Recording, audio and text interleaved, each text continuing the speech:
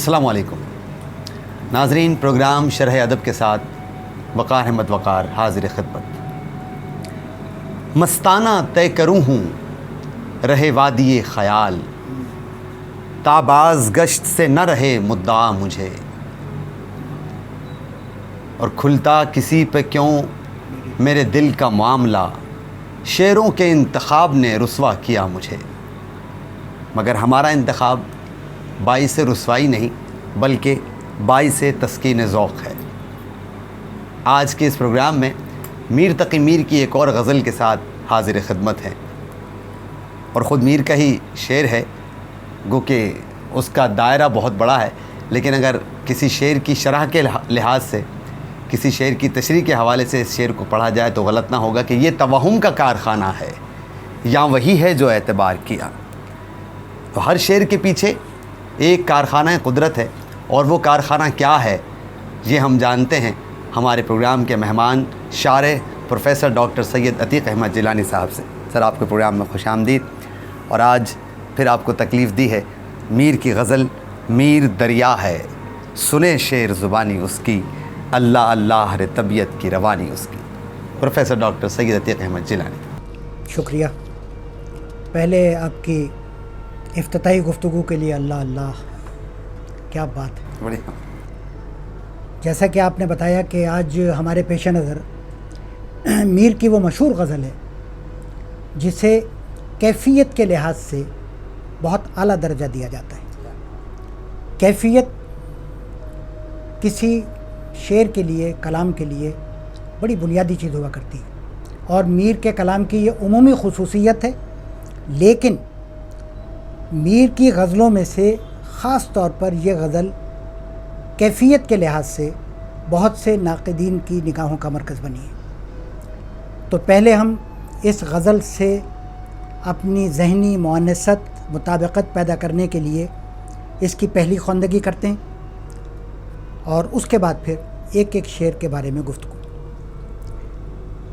میر دریا ہے، سنے شعر زبانی اس کی، میر دریا ہے، سنے شعر زبانی اس کی، اللہ اللہ رے طبیعت کی روانی اس کی۔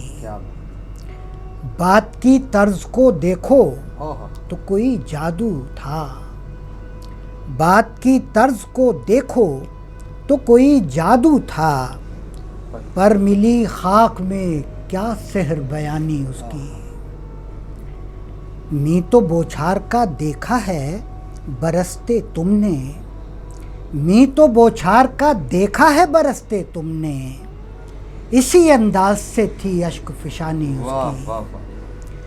خاطر بادیہ سے دیر میں جاوے گی کہیں، ویرانے کے دل سے خاطر بادیہ سے دیر میں جاوے گی کہیں، خاک مانند بگولے کے اڑانی اس کی، خاک مانند بگولے کے اڑانی اس کی، سرگزشت اپنی کس اندوہ سے شب کہتا تھا، سرگزشت اپنی کس اندوہ سے شب کہتا تھا، سو گئے تم نہ سنی آہ کہانی اس کی۔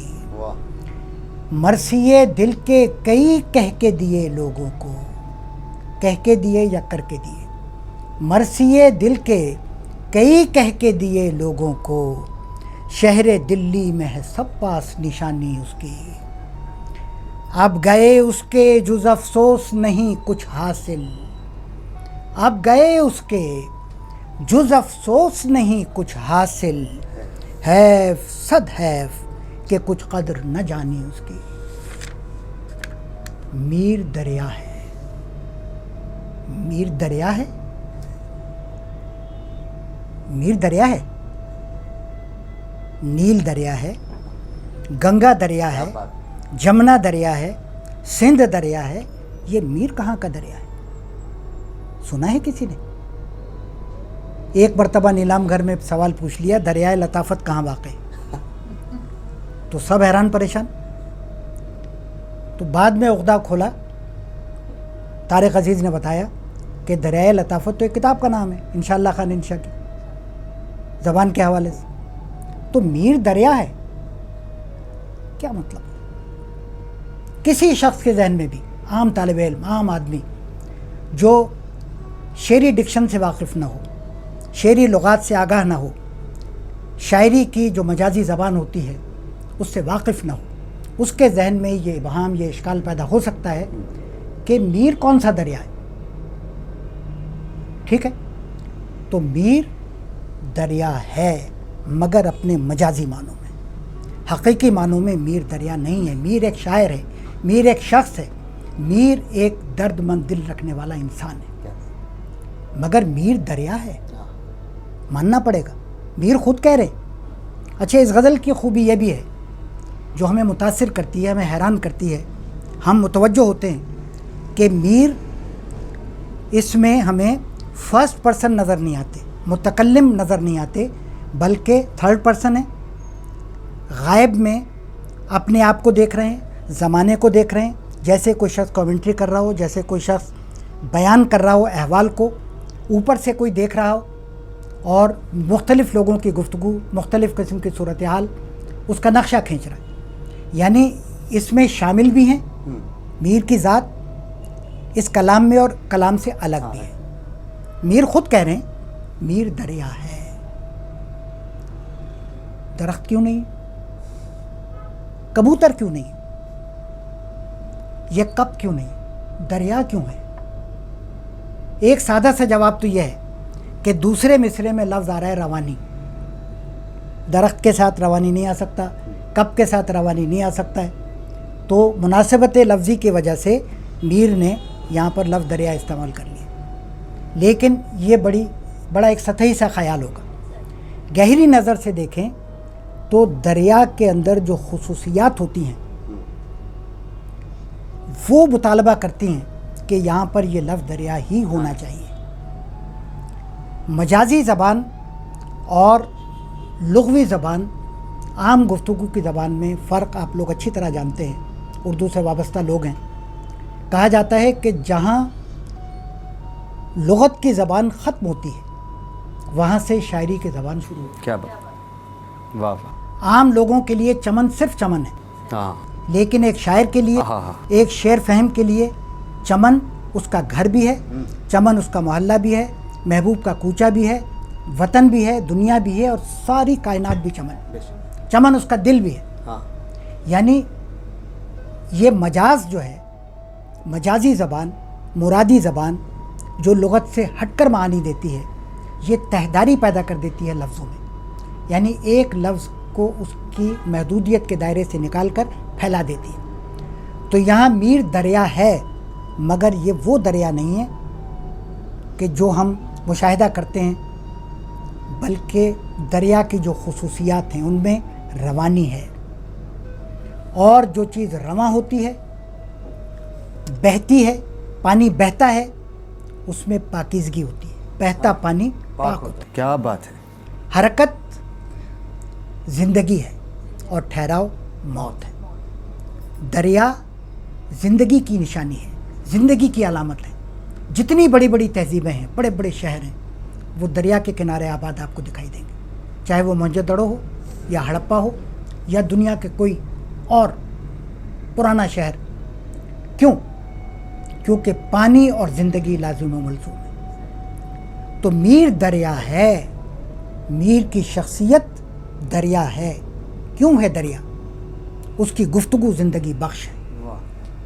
اس کی باتیں سننے والے زندگی کے تجربات حاصل کرتے ہیں اس کی گفتگو سے، اور وہ باتیں جب شاعری میں ڈھلتی ہیں تو وہ شاعری زندگی بخش بن جاتی ہے. وہ شاعری پڑھ کر ہم زندگی کو سمجھتے ہیں اور زندگی کی کیفیات کو محسوس کرتے ہیں اور زندہ رہنے کا اپنے اندر حوصلہ پاتے ہیں. تو میر دریا ہے، واقعی ہے میر دریا. بہتی ہوئی شخصیت، بہتا ہوا کلام پاک ہے، رواں ہے، اس میں قوت ہے. جو چیز آگے جا رہی ہے تو سائنسی اصول کے مطابق وہ بغیر طاقت لگائے، بغیر قوت لگائے، انرجی کے بغیر آگے نہیں جا سکتی. ٹھیک ہے، تو اس میں ایک فورس ہے، وہ آگے جا رہی ہے. تو میر کی گفتگو میں، میر کے کلام میں، میر کے لفظوں میں ایک طاقت ہے، اور وہ طاقت منتقل ہوتی ہے ان لفظوں کے ذریعے سے ہم تک. ہم جو میر کا کلام پڑھتے ہیں تو ہم خالی نہیں رہتے, میر کا کلام پڑھ کے ہم بھر جاتے ہیں. کم سے کم میں تو یہ محسوس کرتا ہوں کہ میرے اندر ایک توانائی آ جاتی ہے. وہ توانائی شعور کی ہوتی ہے, وہ توانائی نئے احساس کی ہوتی ہے, نئے جذبات کی ہوتی ہے. تو میر دریا ہے, ایک اسٹیٹمنٹ, ایک بیان. لیکن صرف بیان تو شاعری نہیں ہوتا ہے, وہ تو صحافت ہے, وہ تو اخبار کی خبر ہے. اخبار میں خبر لگ گئی, اخبار میں خبر آ گئی کہ بابرا شریف کے گلے پر چھری پھر گئی, ٹھیک ہے, خبر ہے یہ. اب اس کے پیچھے کتنی صداقت ہے, آگے بڑھیں گے تو پتہ چلے گا کہ کسی نے اپنی بکری کا نام رکھا ہوا تھا بابرا اور اس کو ذبح کر دیا, اب اخبار والوں کے لیے بن گئی خبر. لیکن ہمارے شعور کے لیے, ہمارے اندر کی کیفیات کے لیے اس خبر کی کیا اہمیت ہے؟ ایک لمحے کا چٹکلا ہے, ایک معمولی سا لطیفہ ہے اور کچھ نہیں. لیکن میر دریا ہے. ہم میر سے نہیں ملے, لیکن میر کا کلام تو موجود ہے, اس دریا کی لہریں تو موجزن ہیں ہمارے سامنے. تو ہم بھی کہتے ہیں میر کی آواز سے آواز ملا کر کہ میر دریا ہے.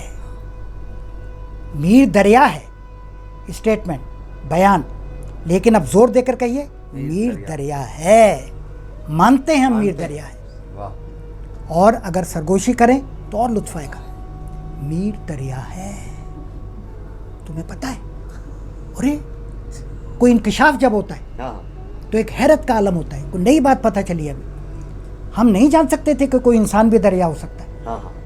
ہم پر انکشاف ہوا, ارے انسان میں بھی وہ خاصیتیں ہو سکتی ہیں کیا بات, جو دریا کی خصوصیات ہیں. تو میر دریا ہے.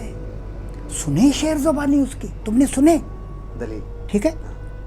ارے پتہ چلا, یہ عورتوں کی طرف میرا ذہن چلا گیا. پتہ چلا مردوں میں کم عورتوں میں زیادہ, پتہ چلا. ارے ہاں بس میر دریا ہے, خبر ہے ہمارے لیے. تو یہ بڑی خبر ہے. سرگوشی کے انداز میں کہیے, تحسین کے انداز میں کہیے, تعجب کے انداز میں کہیے, میر دریا ہے. میر دریا ہے. سوال کے انداز میں کہیے, کیسے پتہ چلا؟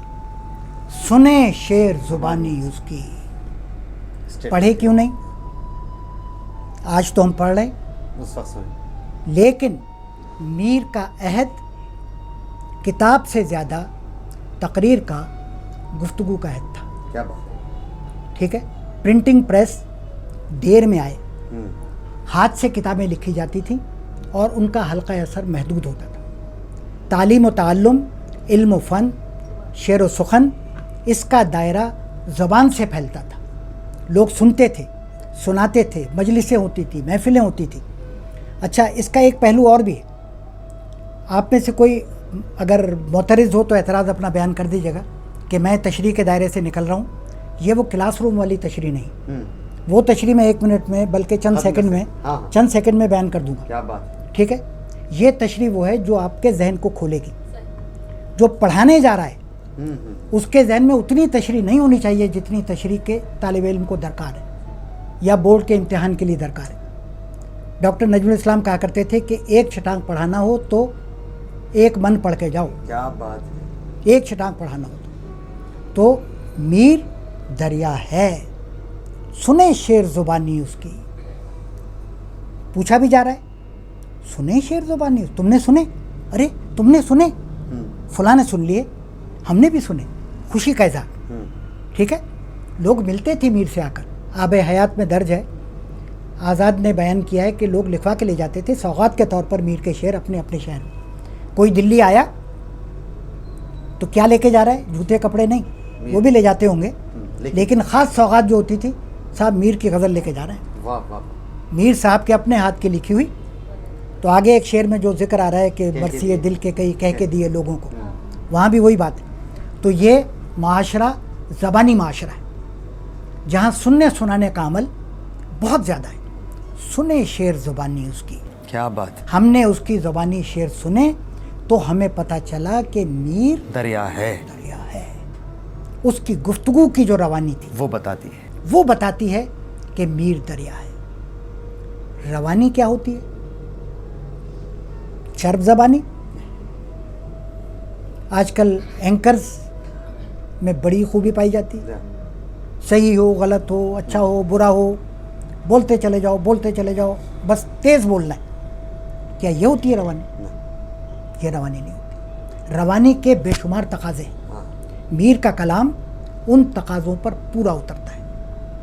روانی کے کچھ داخلی تقاضے ہیں, روانی کے کچھ باطنی تقاضے ہیں. روانی کے خارجی تقاضے یہ ہیں کہ جیسے کوئی سڑک ہے, اگر اس میں کوئی گڑھا نہیں ہے, اس میں کوئی رکاوٹ نہیں ہے, تو جو چیز بھی اس پہ چلے گی وہ آسانی سے چلے گی. اس کو کم طاقت خرچ کرنی پڑے گی, توانائی کم خرچ ہوگی. یا آپ یوں سمجھ لیں کہ جہاز کے سفر میں اور آپ کے موٹر سائیکل کے سفر میں یہاں کی مقامی سڑکوں پر جو فرق ہے روانی کا, وہ سوار کو خود محسوس ہو جاتا ہے. تو ایک تیسرے درجے کے شاعر کی شاعری پڑھتے ہوئے آپ کو ایسا ہی محسوس ہوگا کہ جیسے آپ گدا گاڑی میں سوار ہیں. روانی کا فرق محسوس ہو جائے گا, خیالات میں, لفظوں کے چناؤ میں, اور اس کا جو فن ہے اس میں, کیفیات کے بیان میں ایک بہاؤ آپ کو محسوس ہوگا میر کے یہاں, کہ آپ کو نہ خیال میں کوئی اجنبیت محسوس ہو رہی ہے, نہ زبان و بیان میں کوئی اجنبیت محسوس ہو رہی ہے, بلکہ وہ شعر خود بخود دل میں یوں اترتا چلا جا رہا ہے بغیر کسی رکاوٹ کے. یعنی جہاز آیا اور یوں لینڈ کر گیا, دل میں اتر گیا سیدھا کسی رکاوٹ کے بغیر. غالب کا شعر کہ دیکھنا تقریر کی لذت کہ جو اس نے کہا, میں نے یہ جانا کہ یہ بھی میرے دل میں ہے. میر دریا ہے, اب تو مان لیں, میر دریا ہے, سنے شعر زبانی اس کی. یہ ایک اور پہلو ہے, سنے شعر. اب یاد کر رہے ہیں, یعنی اس وقت میر موجود نہیں, ہم گئے تھے میر کے پاس, اور کیا شخصیت تھی, کیا ملاقات تھی اس کی, کیا یادیں ہیں. ہم نے اس سے شاعری سنی, کیا سنانے کا انداز تھا, کیا لہجہ تھا, کیا لفظوں کا چناؤ تھا, اور کیا کیفیات تھیں. سنے شعر زبانی اس کی. اللہ اللہ. اردو روزمرہ میں, اردو محاورے میں اللہ ہی اللہ اور اللہ اللہ میں فرق ہے, یہ ملحوظ رکھیے گا. موقع تحسین پر کسی کو داد دینے کے لیے, کسی کی واہ واہ کرنے کے لیے اللہ اللہ استعمال کیا جاتا ہے. کیا بات, اللہ اللہ. آپ کا یہ پروگرام, اللہ اللہ, میرے یہ سامعین, واہ واہ, سبحان اللہ, کیا بات ہے ان کی. اللہ اللہ, یہ طبیعت کی روانی اس کی. تو روانی پر ہم بات کر چکے, اس کی طبیعت کی روانی جو بالآخر اس کی شاعری میں ڈھل گئی. اس کی کیا بات ہے, کوئی اس جیسا نہیں ہے. اور بلکہ خود ہی ایک مرتبہ کہا میر نے کہ نہ رکھو کان نظمیں شاعرانے حال پر اتنے. میرے دور کے دوسرے شاعروں کی شاعری پر اتنی توجہ مت دو. یہ میر ہی کہہ سکتے تھے. اتنا اعتماد ہم میں تو نہیں ہو سکتا. نہ رکھو کان نظمیں شاعرانے حال پر اتنے, چلو ٹک میر کو سننے کے موتی سے پروتا ہے. بڑا نازک کام ہے, موتی پرونے کا کام. ٹھیک ہے. تو اللہ اللہ رے طبیعت کی روانی اس کی. اگلے شعر میں بھی بات کچھ انداز بیان ہی کی ہے, اس لیے میں نے اس کی غزل میں جگہ تبدیل کر کے دوسرے نمبر پہ اسے میں پڑھ رہا ہوں آپ کے سامنے. بات کی طرز کو دیکھو تو کوئی جادو تھا. بات کی طرز کو دیکھو تو کوئی جادو تھا, پر ملی خاک میں کیا سحر بیانی اس کی. کیا سحر بیانی اس کی. لفظ کیا پہ غور کریں, کیسی, کتنی, کیا سحر بیانی تھی. مبہوت ہو جاتے تھے سننے والے, اس کی گرفت میں آ جاتے تھے. جہاں میر نے زبان کھولی محفل پر سناٹا. بات کی طرز کو دیکھو تو کوئی جادو تھا. جادو تھا, جادو تھا. کیا ہوتا ہے جادو؟ سمجھ میں نہ آنے والا. کہیں ہو تو نہیں گیا؟ واہ واہ واہ. بات کی طرز کو دیکھو تو کوئی جادو تھا. ہاں ہاں طرز بھی سمجھنی چاہیے ہاں. اور جادو بھی سمجھنا چاہیے. پہلے جادو سمجھ لیں. کیا ہوتا ہے جادو؟ روٹین سے ہٹ کر کوئی بات ہو, ٹھیک ہے, اچانک یہاں بیٹھے بیٹھے اسی لمحے آپ یہ محسوس کریں کہ یہ سارا نقشہ الٹ گیا, ٹھیک ہے, یعنی جو چیز نیچے تھی وہ اوپر ہو گئی, اوپر سے نیچے ہو گئی, تو آپ کو نئی بات محسوس ہوگی نا, کوئی نیا پن محسوس ہوگا, تو آپ مبہوت رہ جائیں گے, حیران ہوں گے, ششدر ہوں گے, ٹھیک ہے, اور ممکن ہے کہ سکتے کی حالت میں آ جائے. اس کو کہتے ہیں خارق عادت. عادت کے خلاف, روٹین سے ہٹ کر کوئی نئی بات جو حیران کر دے, اور پھر اس سے بڑھ کر یہ کہ جو ہمارے حواس بھی معطل کر دے, نہ ہم سوچ سکیں, نہ ہم بول سکیں, نہ سن سکیں, نہ کچھ محسوس کر سکیں, ایک سکتے کا عالم طاری ہو جائے.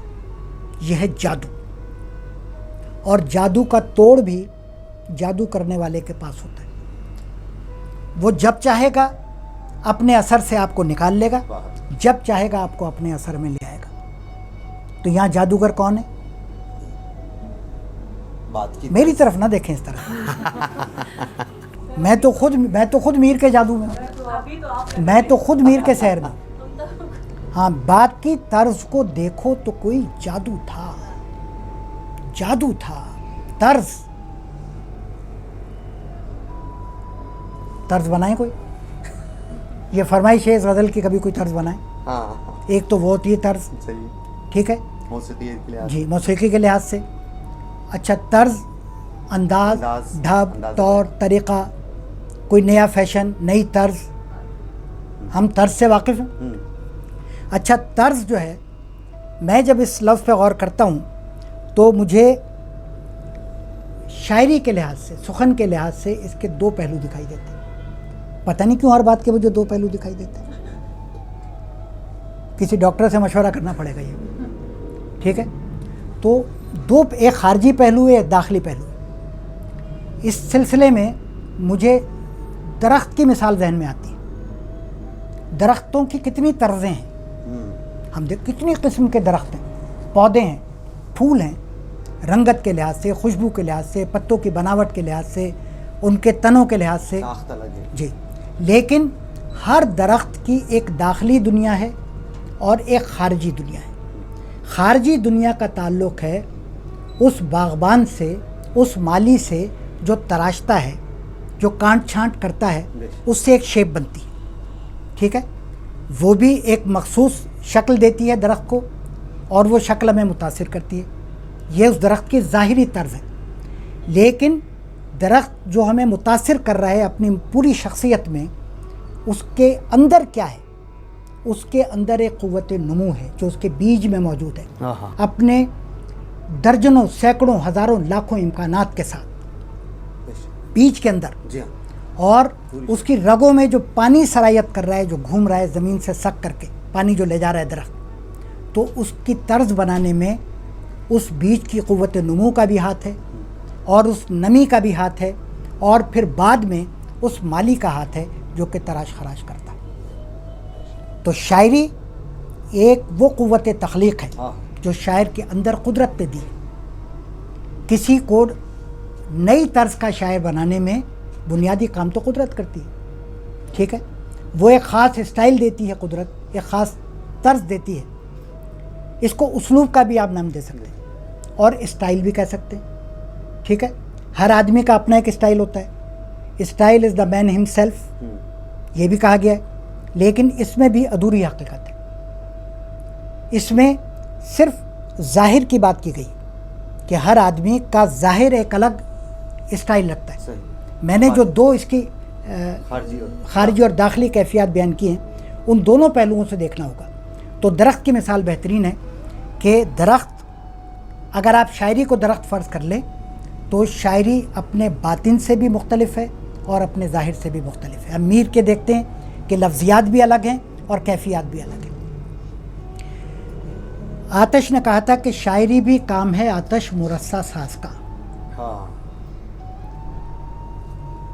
نگینے کا کام کرنے والے ہیرے کی تراش خراش کرنے والے سے تشبیہ دی ہے آتش نے شاعر کو. بہت سے ناقدین لاٹھیاں لے کے پیچھے پڑ گئے آتش کے کہ یہ تو آتش نے عجیب نظریہ پیش کر دیا کہ شاعری کوئی آمد کا نام نہیں, یہ تو آورت والا نظریہ ہے کہ بیٹھا ہوا شاعر شعر بنا رہا ہے. کیا کر رہے ہو بھائی؟ شعر بنا رہے ہو بھائی, ٹھیک ہے, ہاں ذرا اچھا سا بنائی ہو, ٹھیک ہے, ذرا محنت سے بنائی ہو, ہاں ڈیزائن اچھا نکالی ہو بھائی. تو یہ تو وہ نظریہ ہو گیا ظاہری. لیکن یہ بھی حقیقت ہے کہ کسی حد تک, خاصی حد تک آتش کی بات بھی اپنی جگہ درست ہے. یعنی وہ جو میں نے درخت کی مثال دی اس کو آپ ذہن میں رکھیں کہ قدرت کی طرف سے جو قوتیں وہ اندر ہی اندر کام کر رہی ہیں, اور آتش نے جس چیز کا ذکر کیا وہ خارجی پہلو ہے. یعنی قدرت نے کچھ اس سے کہلوا لیا, اس کے بعد شاعر اپنے علم سے, اپنے نظریہ فن سے مدد لے کر سنوارتا ہے, بناتا ہے, سجاتا ہے, لفظوں کا انتخاب کرتا ہے, ٹھیک ہے. تو اچھا, پھر میر انیس نے جو ایک دعا کی تھی, گلدستہ معنی کو نئے ڈھنگ سے باندھوں, ایک پھول کا مضمون ہو تو 100 رنگ سے باندھوں. خیال ایک ہی, خیال ایک ہی ہو, بات پر زور نہیں ہے. یہاں آتش والی بات زور کس پر ہے؟ طرز, انداز, اسلوب, اسٹائل. مضمون ایک ہو, خیال ایک ہو, لیکن میں اس کو 100 طرح سے بیان کر سکوں. تو میر تقی میر نے بھی زور دیا ہے بات کی طرز کو دیکھو. بات اپنی جگہ, خیال اپنی جگہ, مفہوم اپنی جگہ, لیکن بیان کرنے کا انداز, ہاں وہ بھی ایک. جی, بات کی طرز کو دیکھو تو کوئی جادو تھا. اب اس میں پھر دو پہلو. ایک تو یہ کہ میر تقی میر کی بات کا طرز, یعنی ان کا انداز بیان, جس طرح وہ گفتگو کرتے تھے, ان کی گفتگو میں جو نرمی ہوگی, جو اپنائیت ہوگی, جو ایک اداسی کا چھینٹا ہوگا, وہ سب متاثر کرتی ہوں گی باتیں سننے والوں کو. اس طرف اشارہ ہو سکتا ہے بات کی طرز. اور بات بمانی سخن اور سخن بمانی شاعری. بات کی طرز کو دیکھو, ان کی شاعری کی طرز کو دیکھو, ان کی شاعری کے اسلوب کو دیکھو. دونوں جادو ہیں, کلام بھی جادو ہے اور صاحب کلام بھی جادوگر ہے. بات کی طرز کو دیکھو. اور اب آ جائیے کلاس روم میں. میر کا کلام, میر کی بات, میر کی شخصیت, میر کی بات کرنے کا انداز ایک جادو کی طرح تھا. لیکن افسوس کہ زمانے نے اس کی قدر نہیں کی اور اس کی یہ صلاحیت خاک میں مل گئی. پر ملی خاک میں کیا سحر بیانی اس کی. یعنی اتنی تعریف کرنے کے بعد, اتنی بڑی اس کے پاس اسکل تھی, اتنی بڑی صلاحیت تھی بیان کی, شعر کی, سخن کی, کیا ہوا انجام؟ جو ہر ذی روح کے مقدر میں ہے. یہ یعنی اس میں ایک پہلو چھپا ہوا یہ بھی موجود ہے. شعر پڑھنے والا ایک لمحے کے لیے یہ بھی سوچنے پہ مجبور ہوگا کہ ہمارے ساتھ بھی یہی ہوگا. ہم بھی بہت بڑھ بڑھ کے بولتے ہیں, لمبی لمبی تقریریں کرتے ہیں, لیکچر دیتے ہیں, لوگوں کو اپنی باتوں کے اثر میں لے آتے ہیں, چکر دینے میں ہم ماہر ہیں, ٹھیک ہے, لوگ ہم سے بات کرتے ہوئے گھبراتے ہیں.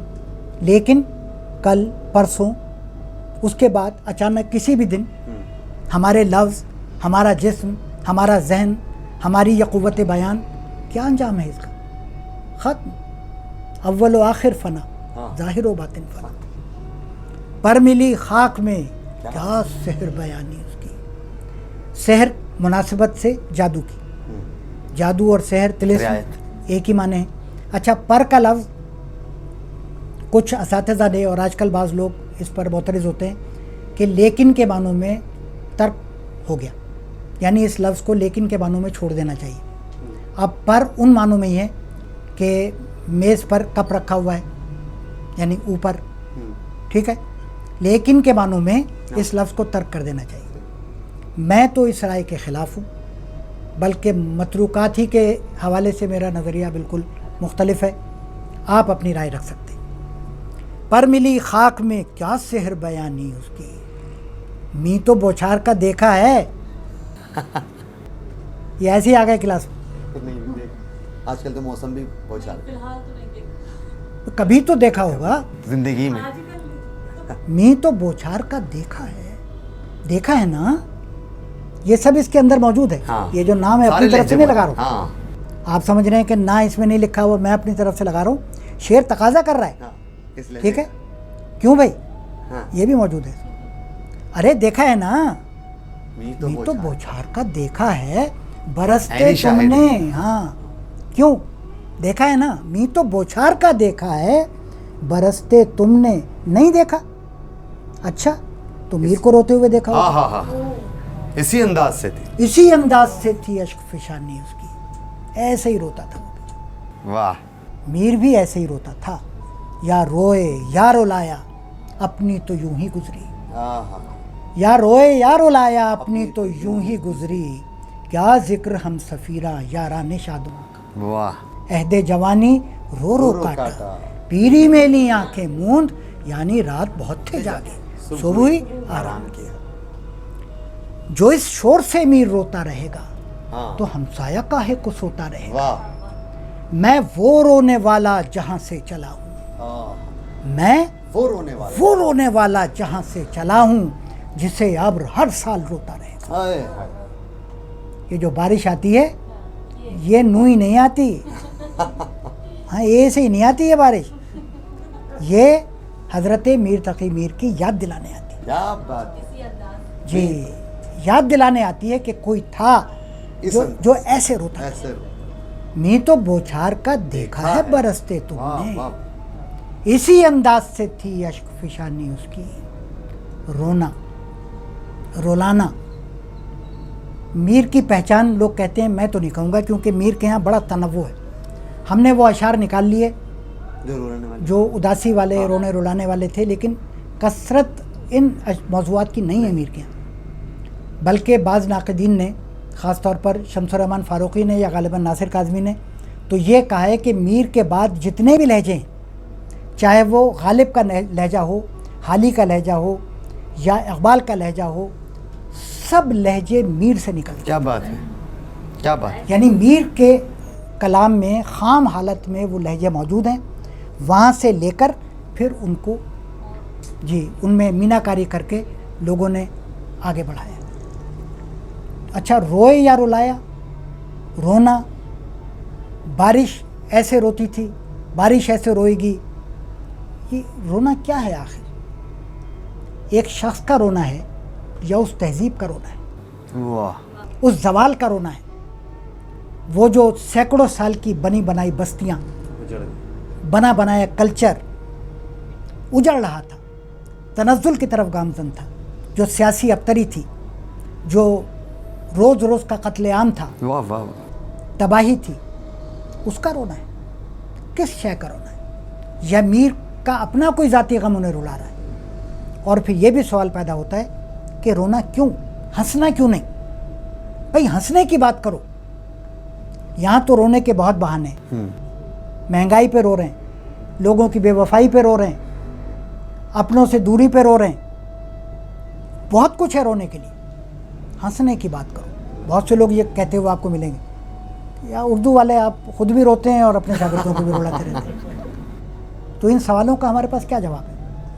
ایک سوال تو یہ ہے کہ یہ اس عہد کا رونا ہے یا محض اس شخص کا رونا ہے, اور دوسرا سوال یہ ہے کہ رونے کی کوئی فلسفیانہ اہمیت بھی ہے, رونے کی کوئی سماجی اہمیت بھی ہے, کوئی اخلاقی اہمیت بھی ہے یا نہیں.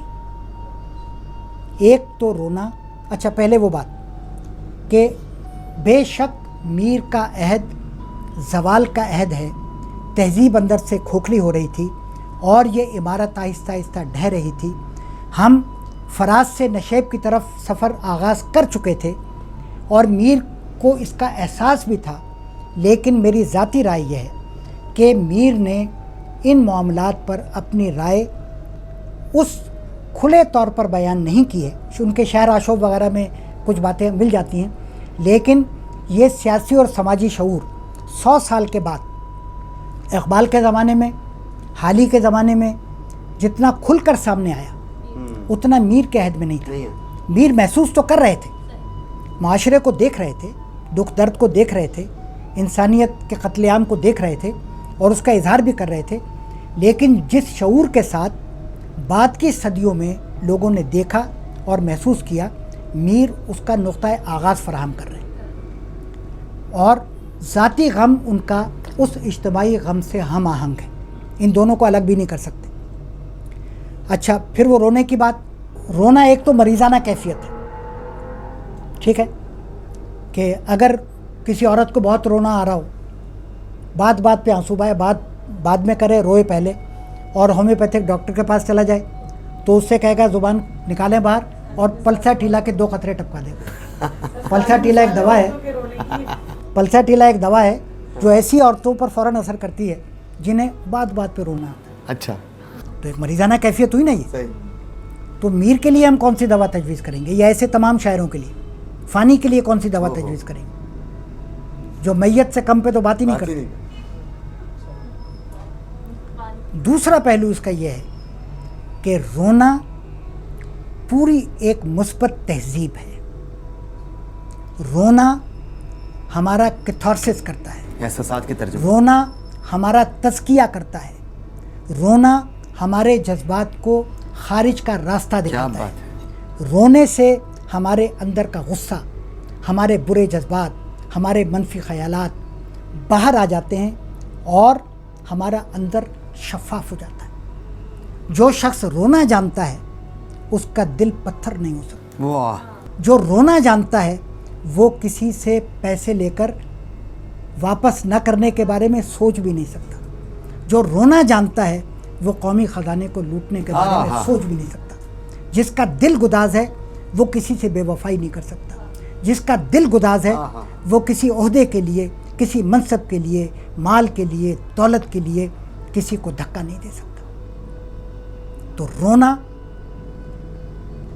آنا چاہیے، لیکن مریضانہ ذہنیت کے ساتھ نہیں، ایک مثبت سوچ کے ساتھ، دل کو گداز کرنے کے لیے، دل میں نرمی پیدا کرنے کے لیے۔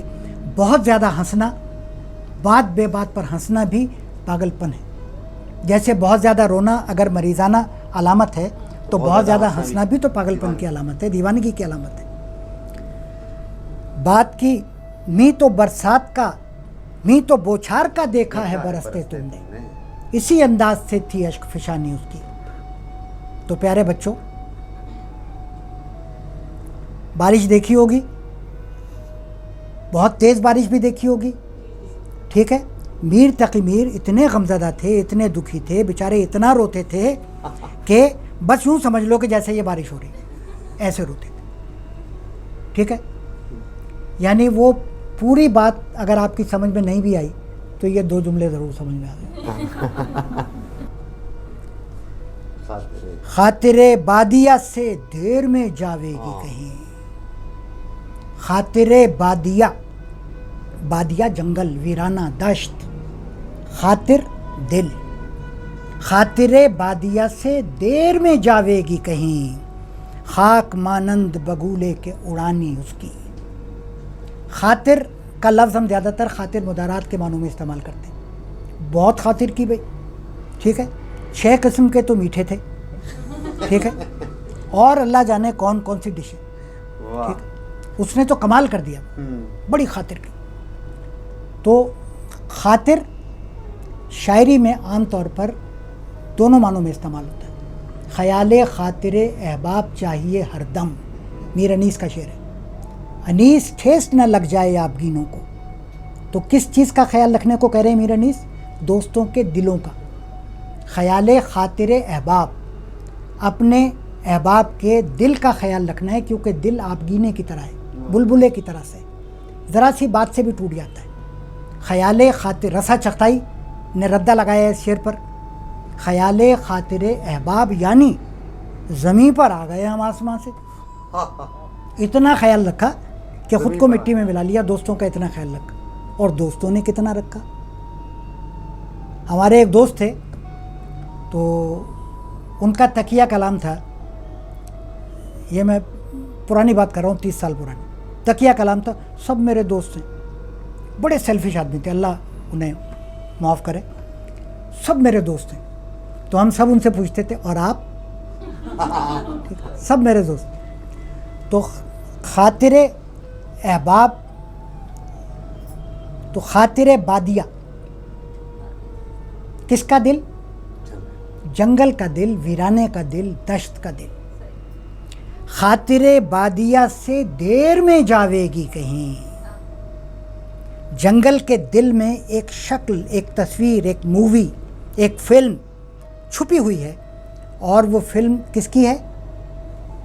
ایک شخص کی جو دشت نوردی کرتا ہوا یہاں سے گزرا تھا، جس کے پاؤں میں چھالے تھے، جس کے ایڑیوں سے لہو ٹپک رہا تھا، جس کے ماتھے سے پسینہ بہہ رہا تھا، جس کا گریباں چاک تھا.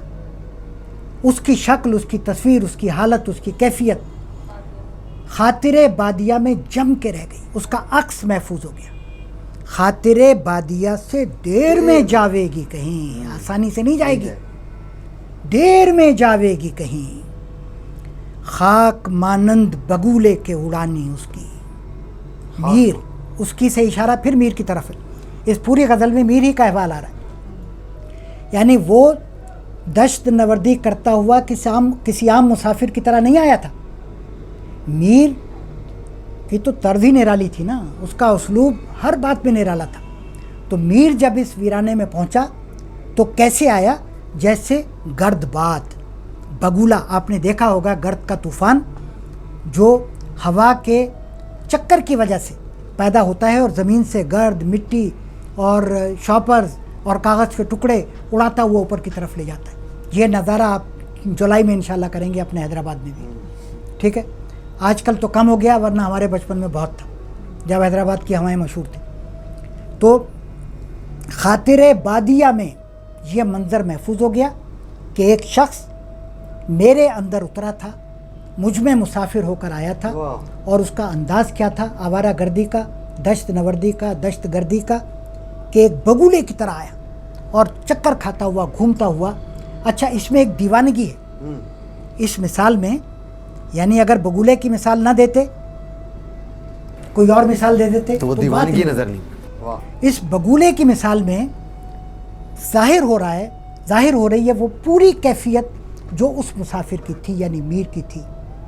یعنی اپنے اوپر قابو نہیں تھا، ٹھیک ہے، کنٹرول نہیں تھا، اور اس کے حواس مجتمع نہیں تھے، بکھرا ہوا تھا اور حالت وجد میں تھا، ایک حال کی کیفیت تھی. خاطر بادیہ سے دیر میں جاوے گی کہیں، خاک مانند بگولے کے اڑانی اس کی. خاک مانند بگولے کے اڑانی اس کی. سرگزشت اپنی کس اندوہ سے شب کہتا تھا. سرگزشت اپنی کہانی، اپنی رودات، اپنی بیتی. سرگزشت اپنی کس اندوہ سے شب کہتا تھا. یہ اندوہ کون تھا جس سے میر یہ بات، اپنی کہانی، رودات کہہ رہا تھا؟ کون تھا یہ اندوہ؟ مذکر ہی معلوم ہو رہا ہے. اندوہ لفظ رنج، دکھ، غم، شدت. کس اندوہ سے، ٹھیک ہے، اس کو آپ کس اندوہ کو جتنی شدت سے اپنے اندر اتاریں گے، محسوس کریں گے، دوسرا مصرع اتنا ہی روشن ہوگا آپ پر. اور اگر سرسری پڑ جائیں گے بات نہیں بنے گی. مرثیے سرگزشت اپنی، کسی اور کی نہیں، اپنی کس اندوہ سے شب کہتا. اپنے تجربے پر انسان کی گرفت زیادہ مضبوط ہوتی ہے. اپنے حال کو خود سے زیادہ کون سمجھ سکتا ہے؟ سرگزشت اپنی کس اندوہ سے شب کہتا تھا. شب کو کیوں کہتا تھا؟ پھر دوپہر میں ہم فارغ تھے، آ جاتا. ٹھیک ہے، یہ رات کون سا وقت ہے آنے کا؟ کہانی سنانی تھی نا. ایک نہیں، صحیح بات. کہانی عموماً رات میں سنائی جاتی، دوپہر میں تو نہیں سنائی جاتی. لیکن سرکاری دفاتر میں تو دوپہر کو بھی سنائی جا سکتی. وہاں تو کہانی رکتی نہیں، وہاں تو کہانی چلتی رہتی. تو سرگزشت اپنی کس اندوہ سے شب کہتا تھا. کس اندوہ سے، اس پر آپ جتنا زور دے سکتے ہیں. کس اندوہ سے، کتنی شدت غم کے ساتھ، بہتے ہوئے آنسوؤں کے ساتھ، آواز کی رقت کے ساتھ، روندھے ہوئے گلے کے ساتھ. کس اندوہ سے شب کہتا تھا. رات ہر چیز کو مرتکز کر دیتی ہے. رات بکھراؤ کو برداشت نہیں کرتی. روشنی ہے تو میں آپ لوگوں کی طرف اور ان تمام اشیاء کی طرف دیکھ رہا ہوں، اور آپ بھی ہر شے کو دیکھ رہے ہیں. لیکن اگر روشنی کم ہو جائے گی تو ہماری قوت ارتکاز بڑھتی چلی جائے گی، روشنی اور کم ہو جائے گی تو ہم اپنی ذات میں اتر جائیں گے، ٹھیک ہے؟ تو کوئی بات کہنے کے لیے، حال دل کہنے کے لیے، راز بتانے کے لیے، کوئی اہم نقطہ اٹھانے کے لیے، کسی کو متاثر کرنے کے لیے، کسی سے ادھار مانگنے کے لیے رات، ساحل دریا پہ میں ایک رات تھا محو نظر. بالکل. تو رات کا وقت چنا ہے شاعر نے اپنی روداد بیان کرنے کے لیے، اور یہ سوچ کے چنا ہے کہ لوگ توجہ سے سنیں گے، لوگ سننے کے موڈ میں ہوں گے کیونکہ کہانیاں سنتے ہیں. اچھا، اس زمانے میں رات 2 بجے کے بعد شروع نہیں ہوتی تھی، پر شام ڈھلتی رات شروع ہو جاتی تھی، ٹھیک ہے؟ اور 11 بجے 10 بجے سو گئے لوگ. تو یہ ذکر کہیں رات کے ابتدائی حصے کا ہی ہو رہا ہے. سرگزشت اپنی کس اندوہ سے شب کہتا تھا، سو گئے، سو گئے. شک ہوا تھا مجھے تھوڑا. سو گئے پر نہ سنی آہ کہانی اس کی، سو گئے تم نہ سنیا، سو گئے تم نہ سنی آہ کہانی اس کی. سو گئے تم ظالموں، نادانوں، بے حسو، سو گئے تم، سو گئے تم نہ سنی آہ کہانی اس کی. بیچارے کا خون جگر رائگاں گیا، اس کے ارغوانی آنسو پلکوں پہ لرس کے رہ گئے، اس کے الفاظ گلے میں رند کے رہ گئے. نہ سنی آہ کہانی اس کی. اس زبانی تہذیب میں شروع میں جیسا میں نے آپ کا ذکر کیا کہ لکھے ہوئے حرف سے زیادہ لفظ کی حکمرانی تھی، بولے ہوئے لفظ کی حکمرانی تھی. اس میں اس کا ایک زبانی تہذیب کا فائدہ یہ تھا کہ انسان انسان کے نزدیک تھا. اب ہم کسی کی روداد، کسی کی کہانی تنہائی میں بیٹھ کے پڑھ لیتے ہیں، پڑھیں نہ پڑھیں کتاب بند کر کے رکھ دیں، ٹھیک ہے؟ جس نے وہ کتاب لکھی ہے اس کا دل نہیں ٹوٹتا، ٹھیک ہے؟ لیکن اس زبانی معاشرے میں جب کوئی سنا رہا ہو، اچھا میں جانتا ہوں اس بات کو شاعر کی حیثیت سے، میں سناؤں، میں کہوں بھائی میرا شعر سنیں اور آپ کہیں اچھا سنتے ہیں اور پھر آپ کے خراٹوں کی آواز آئے تو میں سمجھ کیا گزرے گی، کیا گزرے گی. واہ. سرگزشت اپنی کس اندوہ سے شب کہتا تھا، ارے سو گیا. احساس، اچھا اس کے اندر جو شعور چھپا ہوا ہے، ہم نے گزشتہ نشست میں اس بات پہ زور دیا تھا کہ ہر شعر میں ہمیں کچھ نہ کچھ ملے گا. تو اس میں کیا چیز ملے گی؟ یہ کیفیت، یہ احساس ہمیں پچھلی غزل کے آخری شعر میں ملا تھا. ٹک میرے جگر سوختہ کی جلد خبر لے، کیا یار بھروسہ ہے چراغ سحری کا. انسان انسان کے کام آتا ہے، انسان انسان کی سنتا ہے، انسان انسان کا دکھ بانٹتا ہے. جن معاشروں میں یہ عمل سست پڑ جائے یا ختم ہو جائے وہ معاشرے ٹوٹ جاتے ہیں، بکھر جاتے ہیں وہ معاشرے. تو اس شعر سے ہمیں کیا شعور حاصل ہوتا ہے کہ مل کے رہنا ہے، ہمدردی رکھنی ہے، لوگوں کے دکھ بانٹنے ہیں، ٹھیک ہے؟ صرف اپنا خیال نہیں رکھنا ہے، اپنی ناک سے آگے بھی دیکھنا ہے. سرگزشت اپنی کس اندوہ سے شب کہتا تھا، سو گئے تم نہ سنی آہ کہانی اس کی. آہ اس پوری کیفیت کو سمیٹ رہا ہے یہ لفظ جو حاصل ہے اس شعر کا. اس بے حسی پر یہ کامنٹ ہے، یہ تبصرہ ہے معاشرے کی بے حسی پر، جو کسی کی سنتا نہیں، کسی کے درد کو محسوس نہیں کرتا. ہمارے یہاں باتیں بنانے والے بہت ہیں لیکن خلق خدا کی سننے والے انگلیوں پر گن سکتے ہیں. آپ دیکھ لیں کتنے ادارے، کتنے لوگ خلق خدا کے لیے رفاہ کا کام کر رہے ہیں. صحیح. تو یہ رفاہ کا کام ہے کسی کی سننا، درد دل سننا، جس پہ پیسے بھی خرچ نہیں ہوتے کچھ بھی. سو گئے تم نہ سنی، نہ سنی، نہ سنی آہ کہانی اس کی. اچھا آہ کا لفظ اس میں استعمال ہوا ہے. ایک نقطہ ایسی ذہن میں آ گیا تو آپ بھی کیا یاد کریں گے. عام طور پر آپ لوگ بہت گانے وانے سنتے ہیں، فلمی شاعری بھی سنتے ہیں اور میوزک سنتے ہیں.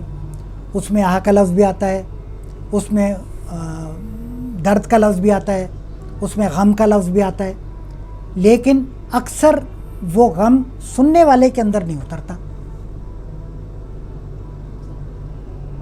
کیوں؟ کیونکہ کہنے والے نے وہ لفظ وزن پورا کرنے کے لیے رکھا ہوتا ہے، ہاں، اور وہ آہ وہ غم کہنے والے کے اپنے اندر کوئی جگہ نہیں رکھتی.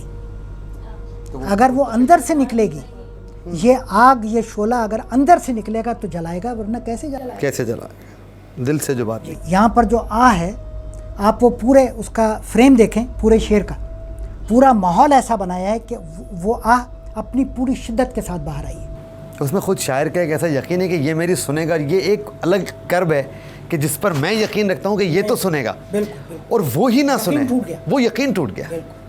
تاب کس کی جو حال میر سنے، ہائے، تاب کس کی اوہ، جو حال میر سنے، حال ہی اور کچھ ہے مجلس کا، ہائے ہائے ہائے. حال ہی اور کچھ ہے مجلس کا. مرثیے دل کے کئی کہہ کے دیے لوگوں کو، مرثیے دل کے کئی کہہ کے دیے لوگوں کو، 1 2 3 4 نہیں، 6 کئی. دیوان ہیں، اور ان میں دیوان میں کیا جی. کیا نہیں. اچھا، یہ کئی کا جو لفظ ہے، اس کو آپ کسی بھی عددی ہندسے سے محدود نہیں کر سکتے. چاہے آپ 1 لاکھ کہیں، 2 لاکھ، 10 کروڑ، 20 کروڑ، نہیں کر سکتے. کئی کا احاطہ نہیں ہوگا. لفظ کئی استعمال کر کے بات کو کہاں سے کہاں پہنچا دیں. بالکل. مرثیے دل کے. اچھا، مرثیہ کس کا ہوتا ہے؟ جو ہمارے درمیان موجود ہے، نہ ہو مرحوم کا.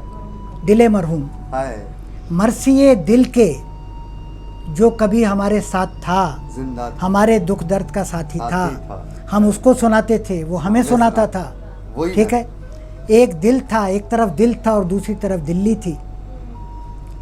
دلی والے دل کی سنتے تھے اور دل میں دلی رہتی بستی تھی. کیا بات ہے. نہ وہ دل رہا نہ وہ دلی رہی، اس کی نشانی رہ گئی ہے. تو اسی طرف اشارہ ہے کہ لوگ آتے تھے اور میر سے ان کا کلام لے کر جاتے تھے. تو میر کہتے ہیں کہ یہ میری شاعری نہیں ہے، یہ میری غزلیں نہیں ہیں، میرے اشعار نہیں ہیں، بلکہ میرے دل مرحوم کے ٹکڑے ہیں. تاریخ ہے وقت. جی.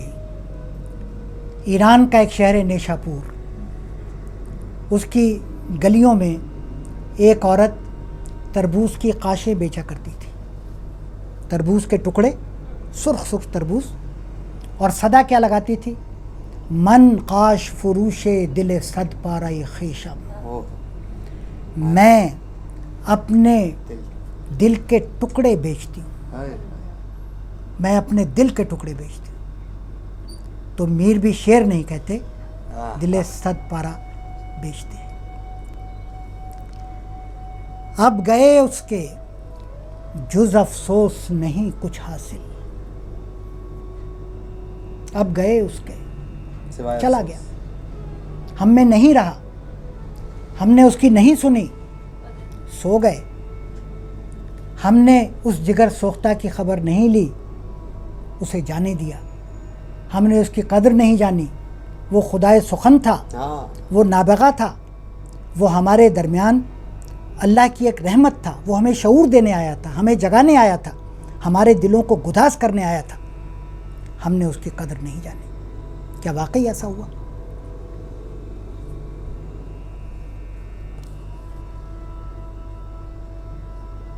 نواب آصف الدولہ نے منتیں کر کر کے بلایا، منتیں کر کر کے بلایا لکھنؤ، اور بڑے ناز اور نخروں کے ساتھ اپنی شرائط پر میر لکھنؤ گئے. تو یہ قدر نہیں تو کیا ہے؟ کسی کو خاطر میں نہیں لائے. لیکن میر کی فطنت، ان کی صلاحیت، ان کی اسکل، ان کی تخلیقی اپج اتنی اونچی سطح پر تھی، اور میر جانتے تھے کہ میں کیا ہوں، غالب جانتے تھے کہ میں کیا ہوں، اقبال جانتے تھے کہ میں کیا ہوں. ٹھیک ہے. تو یہ جو بڑے لوگ ہوتے ہیں، ان کو قدرت کی طرف سے، اب ہم جیسا کوئی ڈینگ مارنا چاہے، تعلی کرنا چاہے تو لوگ ہنسیں گے. لیکن میر جب کہے گا سارے عالم پر ہوں میں چھایا ہوا، مستند ہے میرا فرمایا، تو ہم کہیں گے کہ بجا فرمایا. حسن زن. جی. تو میر جانتے تھے کہ ان کی کتنی قدر ہونی چاہیے، تو جتنی قدر مطلوب تھی وہ نہیں ہوئی. سمجھ رہے ہیں بات کو؟ قدر ہوئی، لیکن درباروں میں بھی قدر ہوئی، لوگوں نے بھی سر آنکھوں پہ بٹھایا، ٹھیک ہے. اور بعد والوں نے تو میر تقی میر کو اپنا یعنی آئیڈیل مانا. میر کے لہجے کو اپنانے والے کیسے کیسے شاعر گزر گئے جنہیں ہم اپنے سراخوں پر بٹھاتے. ابن انشا کو ہم کیوں پسند کرتے؟ کیونکہ ابن انشا کے لہجے میں وہ گداز ہمیں محسوس ہوتا ہے جو میر کیا ہے. ہم ناصر کاظمی کو کیوں پسند کرتے ہیں؟ اور کئی شعراء کو ہم اس وجہ سے پسند کرتے ہیں کہ ان کے یہاں جھلک پائی جاتی ہے میر کی. تو اب گئے اس کے جز افسوس نہیں کچھ حاصل. آپ کہیں کہ میر کی قدر کریں گے، ٹھیک ہے تو ضرور کیجئے، لیکن جانے والا تو چلا گیا. اس کی قدر سے آپ کو فائدہ ہوگا. اگر ہم میر کی قدر کریں گے، میر کا کلام پڑھیں گے، تو کیا میر کو کوئی دو چار روپے کا فائدہ ہو جائے گا؟ آپ کو آج ہم جو یہ میر پر گفتگو کر رہے ہیں تو کچھ نئے جذبات، کچھ نئے احساسات، کچھ کیفیات، کچھ شعور کی باتیں لے کر ہم اٹھ رہے ہیں. وہی ذہنی بالیدگی. میر کو تو کچھ نہیں مل رہا، ٹھیک ہے. اب گئے اس کے جز افسوس نہیں کچھ حاصل. حیف صد حیف. حیف کا لفظ بھی معدوم ہو گیا، استعمال کرنا چاہیے، ورنہ پہلے عام طور پہ بولا کرتے تھے. آپ کو تو بہت کہتے تھے گھر میں. کیوں نہیں؟ ان کے گھر میں بڑی اچھی اردو ماشاءاللہ بولی جاتی ہے. تو والد صاحب اکثر انہیں کہتے تھے حیف وقار صد حیف. حیف صد حیف. اچھا میں اس بے تکلفی سے اس لیے کہہ رہا ہوں کیونکہ ایڈیٹنگ ان کے ہاتھ میں ہے، تو اگر انہیں اپنی عزت عزیز ہوگی تو اس کو نکال دیں گے، ورنہ اس کو جانے دیں گے. حیف صد حیف کہ کچھ قدر نہ جانی اس کی. حیف وہ کلمہ ہے جو افسوس کے موقع پر، رنج کے موقع پر بولا جاتا ہے. تو اوپر بھی لفظ افسوس استعمال ہوا ہے، اور حیف کے ایک معنی لا حاصل بھی ہے. اوپر حاصل کا لفظ آیا ہے، نیچے ایسا لفظ استعمال کیا ہے جو افسوس کے ساتھ بھی مناسبت رکھتا ہے اور حاصل کے ساتھ بھی مماثلت لگتا ہے. حیف صد حیف کہ کچھ قدر نہ جانی اس کی. تو اس امید کے ساتھ کہ اگر پہلے کسی نے قدر نہیں جانی، کسی نے مراد یہ کہ تسی نے، تو اب اس کی قدر جاننے کی صحیح کریں گے. اور آخر میں میر تقی میر کا ایک شعر: پڑھتے پھریں گے گلیوں میں ان ریختوں کو لوگ، پڑھتے پھریں گے گلیوں میں ان ریختوں کو لوگ، مدت رہیں گی یاد یہ باتیں ہماریاں، مدت رہیں گی یاد یہ باتیں ہماریاں، مدت رہیں گی یاد یہ باتیں ہماریاں. اللہ حافظ. سامعین کرام، آپ کوئی سوال اس گفتگو سے متعلق اگر کرنا چاہیں تو وہ بھی کر سکتے ہیں. ایک سوال میں سر یہاں پوچھنا چاہوں گا. جیسے آغاز میں ہم نے بات کی تھی زبان مجاز کی، تو یعنی کہ ہم نے ہمارے پاس ایک لفظ آیا کہ دریا ہے. تو دریا کے مجازی معنی کی جو وسعت ہے اس کا ہم اندازہ ہر آدمی اپنی اپنی جو اس کی ذہنی اپج ہے اس کے لحاظ سے لگا سکتا ہے. تو کیا کوئی اس قسم کی لغت کہہ لیں یا کوئی اس قسم کا انسائکلوپیڈیا نہیں مرتب کیا جانا چاہیے کہ جس میں اشعار شعراء نے اپنے کچھ ایسی تراکیب، کچھ ایسے الفاظ کو اس طرح باندھا کہ وہ اس سے پہلے استعارے نہیں تھے لیکن ان کے استعمال کے بعد وہ ایک استعارہ بن گئے، یا ایک پوری ایک کیفیت اپنے اندر لے کر آیا. بہت سارے اشعار ایسے ہیں، ان میں کچھ الفاظ ایسے ہیں کہ اس استعمال سے پہلے، اس شاعر کے استعمال سے پہلے اس لفظ کی وہ وقت نہیں تھی، لیکن اس لفظ کے، اس شاعر کے استعمال کے بعد اس لفظ کی وقت بڑھ گئی. تو کیا ایسی کوئی لغت یا ایسا کوئی انسائکلوپیڈیا نہیں ترتیب دیا جانا چاہیے کہ جس کے ذریعے شعر، میرا خیال یہ ہے، میرا کہنا یہ ہے کہ شعر کو سمجھنا کتنا آسان ہو جائے گا بہت سارے ایسے لوگوں کے لیے. مجھے یاد آ رہا ہے کہ ایک متن کی ترتیب ہو رہی تھی اور ڈاکٹر نجم الاسلام سے میں نے یہ کسی نے کہا کہ اس کی فرنگ بھی دے دی جائے ساتھ میں، اساتذہ کو فائدہ ہوگا. تو ڈاکٹر صاحب نے سر جھکایا، مسکرائے، کہنے لگے کہ محنت کی لذت سے آپ کیوں محروم کرنا چاہ رہے ہیں؟ آپ اساتذہ کو پکا پکایا دے کر محنت کی لذت سے کیوں محروم کرنا چاہ رہے ہیں؟ تو آپ کی تجویز میں مجھے وہی خدشہ مضمر دکھائی دیتا ہے کہ شعر کا ایک پہلو یہ بھی ہے کہ وہ پڑھنے والے کے ذہن کو تحرک دے. کیا بات ہے. ٹھیک ہے، پہلی بات تو یہ ہے کہ مرادی معنی اور مجازی معنی کی تعیین آج آپ کر دیں. ہاں، وہ اس وقت تک کے لیے تو ہو سکتی ہے. ہاں بالکل صحیح. اور وقت کے بہاؤ کے ساتھ کون کون سے نئے معانی اس روانی میں شامل ہو جائیں گے یہ نہیں کہہ سکتے. ایک تو یہ کہ یہ کام آسان نہیں ہے، ممکن نہیں ہے. دوسرا یہ کہ لا حاصل ہے. آزاد چھوڑیں، ہر پڑھنے والے کو اپنا ذہن بھی تو استعمال کرنے دیں. میرے لیے چمن اگر میرا گھر ہے تو آپ کے لیے چمن کوئی اور کیوں نہیں ہو سکتا؟ اصل میں یہ سوال وہ آج کل کے حالات کے لحاظ سے لفظ جس طرح اپنی حرمت کھوتے چلے جا رہے ہیں تو یہ ایک خوف ہے کہ شاید وہ اب کہاں آگے جانے کے بعد واقعتاً جس طرح آپ نے پہلے شعر کی شرح میں کہا کہ میر دریا ہے تو لوگ شاید کہتے ہیں بھائی دریا ہی کیوں ہیں، یہ کبوتر کیوں نہیں ہے یا یہ فلانا کیوں نہیں ہے، تو یہاں تک شرح نہ پہنچ جائے. اس خوف کے وجہ سے یہ سوال پیدا ہوا کہ شاید آگے جانے کے بعد وہ شرح جو حقیقی ہے وہ شاید باقی رہے. نہیں، انشاءاللہ اگر شعر فہمی کا سلسلہ جاری رہا ہاں اور لوگ بہت کام کر رہے ہیں تو یہ نوبت نہیں آئی. انشاءاللہ. سامعین میں سے کوئی اگر سوال پوچھنا چاہے تو وہ پوچھیں.